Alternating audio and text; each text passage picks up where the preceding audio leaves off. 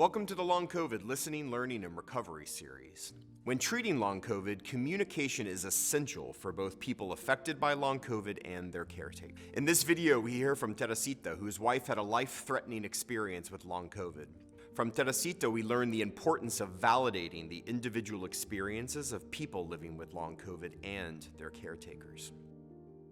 It became very debilitating. She couldn't walk, she couldn't see, she couldn't be in any kind of light. She didn't have really good balance, and the pain was so excruciating that it was making her nauseous. At that point, when we took her to the emergency room, they admitted her right away after a neuro workup because they said something just didn't seem right, and they wanted to get her under observation and test her for COVID again, and then of course like meningitis and some neurological stuff that was going on. While she was in there, they did a spinal tap, and her pressure was very high, her cerebral spinal fluid pressure, which we didn't know anything about that. At the hospital, they diagnosed her with this brain disease called idiopathic intracranial hypertension.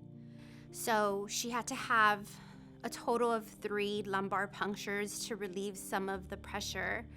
And it wasn't until I joined a support group for spouses of people suffering with IIH did I come to the realization that about 90% of the spouses who had IIH had COVID a couple months prior to.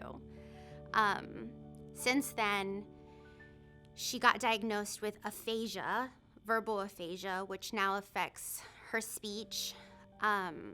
She had an amazing job, but 90% of her job consisted of her speaking.